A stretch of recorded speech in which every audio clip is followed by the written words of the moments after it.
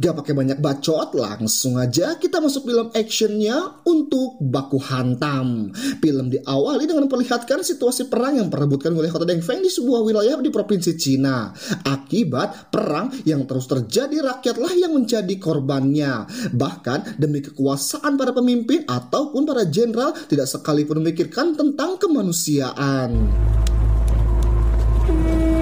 Hanya satu organisasi yang selalu melindungi rakyat dari perang tersebut, yaitu para Shaolin yang secara sukarela mengkremasi korban perang dan memberi makan kepada rakyat korban dari perang tersebut.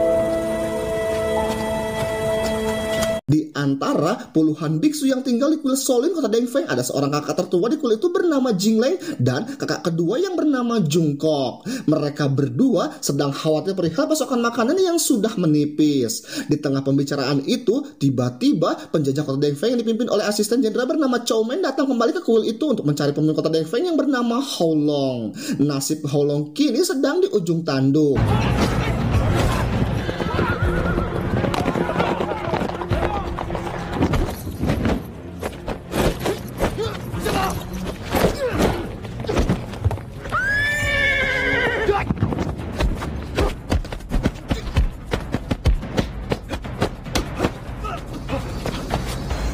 Kepala Shaolin yang baik hati mencoba untuk melindungi Hou Long dari kejaran Chow Man. Keadaan pun semakin menegangkan ketika jenderal tertinggi kelompok itu yang bernama Jenderal Hou Ji datang untuk menghabisi Hou Long.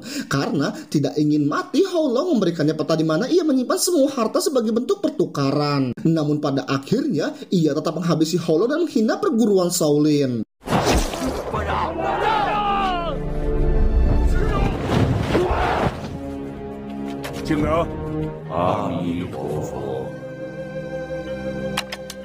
Setelah menghabisi Hou Long dan membawa semua hartanya, Hou Ji dengan mutlak menguasai kota Dengfeng. Ia pun bertemu dengan rekan yang menguasai daerah lain bernama Song Hu. Song Hu memberikannya selamat atas jatuhnya kota Dengfeng ke tangan Hou Ji. Song Hu yang tidak berkontribusi apapun dalam penaklukan kota itu pun seperti lintah darat, di mana ia menginginkan harta Hou Long yang kini dimiliki oleh Hou Ji. Dengan kesuksesan ini, Song Hu meminta Hou Ji memiliki kesepakatan untuk menjodohkan anak perempuan Hou Ji dengan anak laki-lakinya, dengan alasan agar mereka tidak berperang. Keesokan harinya, di kediaman Hou Ji yang kedatangan orang asing bernama Peter. Peter menawarkan sebuah senjata mesin buatan barat. Peter tidak ingin spesial pun uang untuk pembelian senjata itu, tetapi ia meminta kepada Hou Ji untuk membantunya membangun sebuah kereta api yang menghubungkan Cina dengan negaranya. Mendengar hal itu, Hou Ji tidak setuju dengan tawaran yang Peter berikan. Tetapi asistennya itu Chow Man meminta Hou Ji untuk menyetujui penawaran Peter yang membuat Hou Ji menjadi marah. Bukan tidak mau, Hou Ji menerima tawaran itu, tetapi kalau ia menyetujuinya besar kemungkinan rakyat serta kekayaan alam Cina akan jatuh ke tangan asing.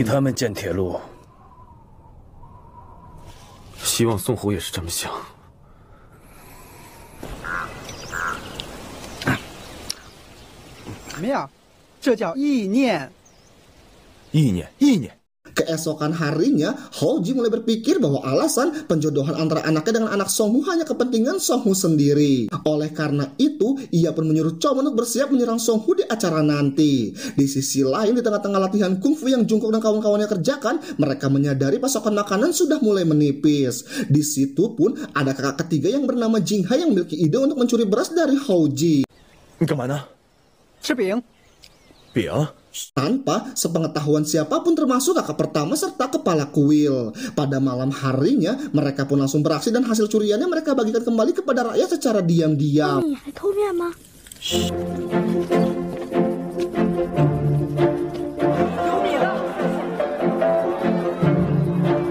Sementara itu, Hou Ji dan istri beserta anaknya sampai di restoran tempat penjodohan antara anaknya dengan anak Song Hu akan dilakukan. Pada awalnya, mereka pun membicarakan tentang rencana penjodohan itu. Tetapi, keadaan berubah setelah Song Hu mendapat kabar dari anak buahnya bahwa Hou Ji berencana untuk menyerangnya. Song Hu pun menyuruh semua orang keluar dari tempat itu. Song Hu yang sangat marah mendapatkan kabar itu mengungkapkan bahwa ia tidak pernah sekalipun berpikir untuk mengambil harta Hou Ji. Houji yang sudah buta oleh kekuasaan pun menembak Song Hu hingga tewas. Tanpa mereka sadari ternyata pertikaian ini sudah direncanakan oleh Chow Man, dan dia pun secara diam-diam telah menurunkan puluhan pembunuh bayaran yang langsung menyerang tentara juga Houji, termasuk istri dan juga anaknya.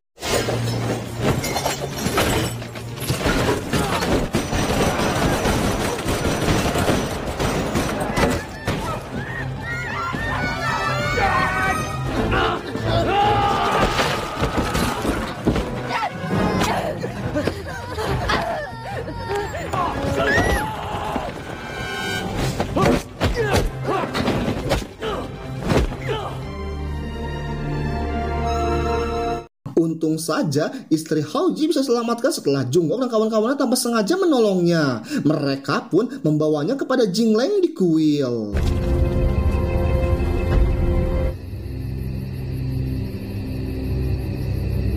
Setelah pertarungan yang sangat beradrenalin, Houji berhasil mengelabui pembunuh bayaran dengan bersembunyi di bebatuan.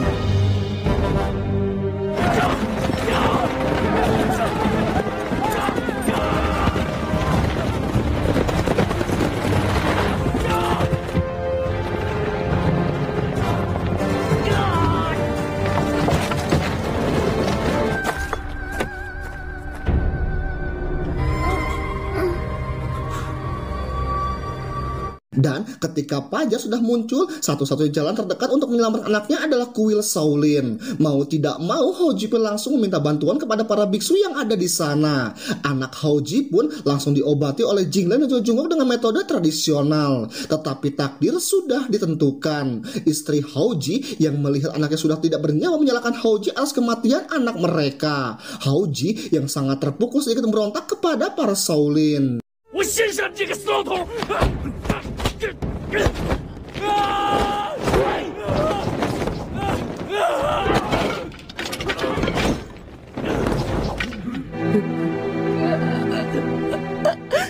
Ia pun mencoba untuk kabur dari kuil menyusuri hamparan rumput yang sangat tebal. Dan tiba-tiba saja ia masuk dalam perangkap babi yang dipasang oleh juru masak kuil bernama Wudao.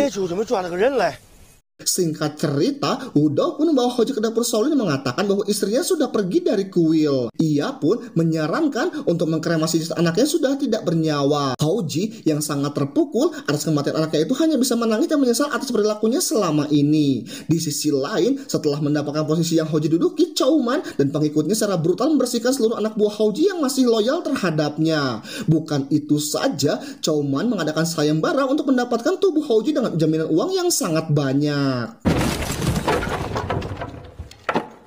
Sementara itu Houji yang sudah sangat menyesal atas perilaku selama ini pun membuat keputusan untuk menggunduli kepalanya. Ia pun membulatkan tekadnya untuk bertaubat.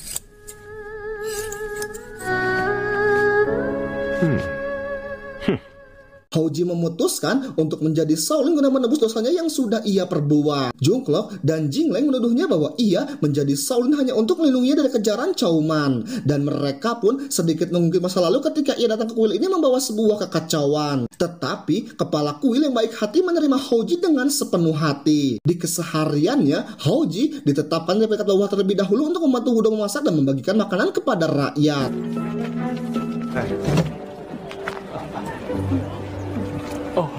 Walaupun demikian, Houji memiliki ketertarikan kepada seni bela diri kungfu Shaolin dan menanyakan kepada Wudao perihal kungfu Shaolin. Namun sayang, Wudao sendiri tidak tahu apa-apa tentang kungfu Shaolin karena ia tidak pernah sekalipun bertarung dan satu-satunya jalan yang ia kuasai hanyalah memasak.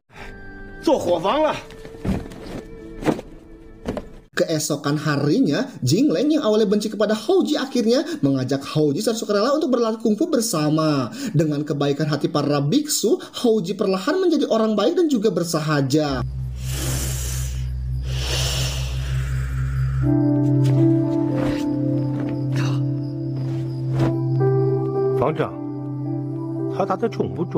Di sisi lain, Chow Man yang sudah dibutakan oleh dunia secara terang-terangan menyetujui tawaran yang Peter berikan. Ia membeli senjata mesin dengan imbalan menyetujui pembangunan rel kereta api, serta penduduk dan tanah akan dimanfaatkan oleh Peter.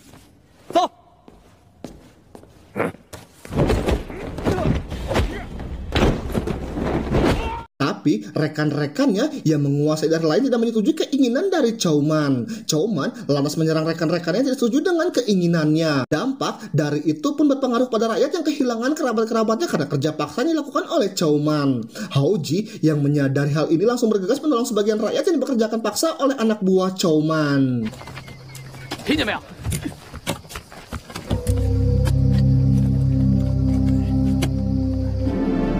侯司令，侯爷还活着。 Setelah menyelamatkan sebagian rakyat, seorang pekerja paksa menjelaskan kepada Haoji bahwa Chouman telah memanfaatkan rakyat untuk menggali artefak-artefak tua. Ia memberikannya kepada Peter sebagai bentuk pembayaran senjata dan barang siapa yang tidak ingin dipekerjakan akan dibunuh secara brutal. Sepulangnya mengusir anak buah Chouman, Haoji membawa rakyat sudah mati dampak korban dari kerja paksa dilakukan oleh Chouman. Melihat kekejaman itu, Haoji semakin yakin mengabdikan dirinya sebagai Shaolin. Dan kepala kuil yang melihat ketabahan Haoji memberikan nama Buddha kepada dirinya. Sementara itu Chouman yang sudah mengetahui keberadaan Haoji langsung mendatanginya.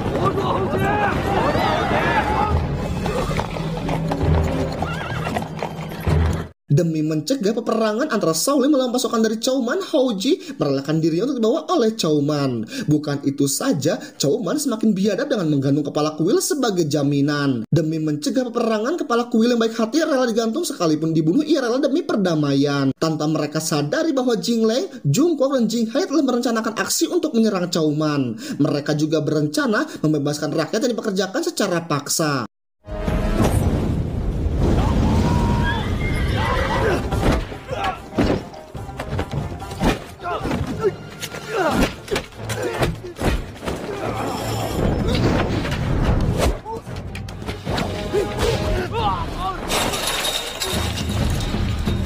Sementara itu Haoji yang telah ditangkap oleh Chouman mengajaknya untuk kembali lagi menjadi seorang jenderal. Tetapi Haoji yang menyadari bahwa Chouman sudah melampaui batas mengajaknya untuk bertaubat. Chouman pun memperlihatkan istri Haoji yang sudah babak belur. Ia pun mencium serta bermainkan mereka berdua. Tak sampai di situ, Chouman mencoba untuk membunuh istri Haoji dengan cara ditenggelamkan.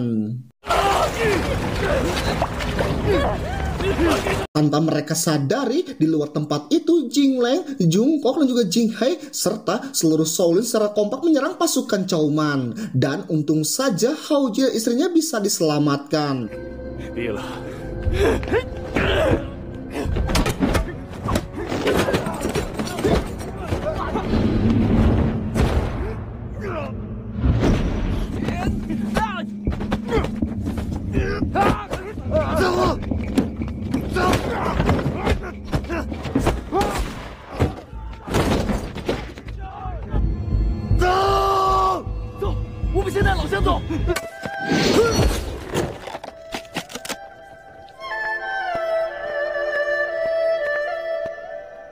Sementara itu, kepala kuil sudah terpojok merelakan dirinya demi melindungi rakyat dan seluruh Shaolin yang telah diselamatkan. Para Shaolin kecil dan Wudou yang sedang menjaga kepala kuil mencoba untuk membebaskan kepala kuil. Dengan kebaikan hati para Shaolin kecil yang membujuk para tentara Chouman untuk berperilaku baik.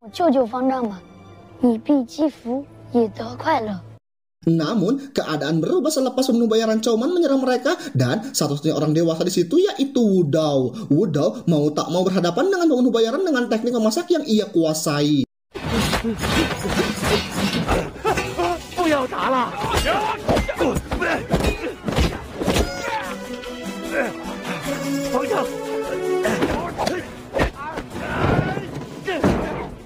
Wudou berhasil mengaplikasikan sebagai bentuk perlindungan dan juga keahliannya.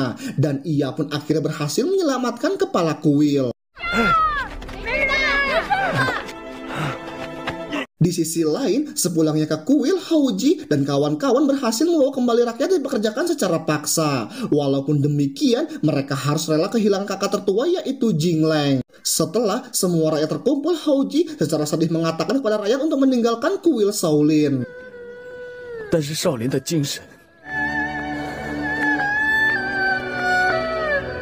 Dengan keadaan rakyat yang sangat banyak, Haoji meminta Wudou untuk menjaga seluruh rakyat keluar dari kuil. Baru saja beberapa menit setelah itu, Chouman langsung menyerang kuil bersama seluruh pasukannya serta senjata-senjata yang modern.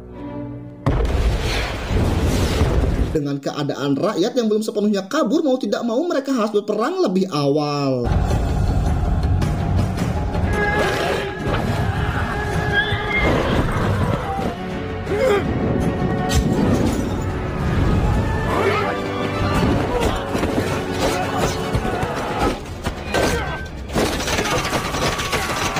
Hoji yang bertugas melindungi kuil utama harus berhadapan dengan Chouman yang mendatanginya. Di tengah-tengah pertarungan itu, tanpa mereka sadari, Peter anak buahnya secara brutal menembaki kuil dengan meriam-meriam besar. Korban pun berjatuhan dari kedua belah pihak.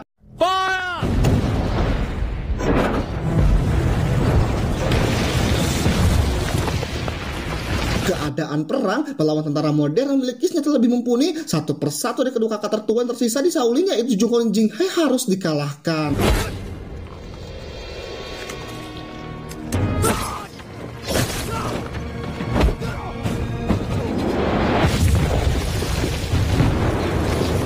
Sama halnya dengan kepala kuil yang merelakan dirinya demi melindungi rakyat.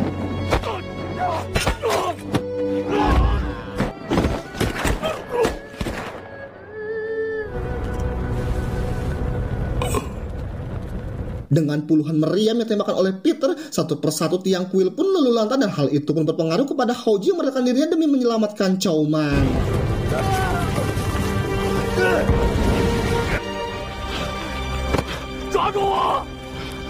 Bukan tanpa alasan, Hoji menyelamatkannya karena ia menyesal membawa Chouman ke dalam dunia politik.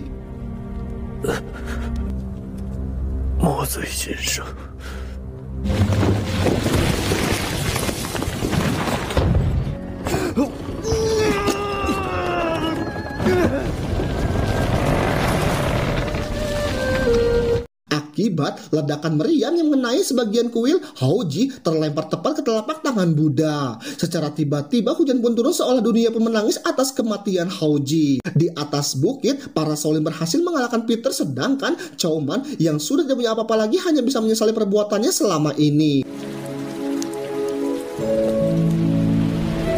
Wudao dan para penduduk hanya bisa melihat dari kejauhan kuil yang selama ini mereka tepati sudah luluh lantak. Walaupun demikian, jiwa Shaolin tetap ada di dalam hati mereka. Sebelum pertarungan itu, Hoji menyempatkan diri untuk memberikan abu mendiang anaknya kepada istrinya serta mengucapkan selamat tinggal untuk selama-lamanya. Dan akhirnya, alur cerita film action ini pun usai.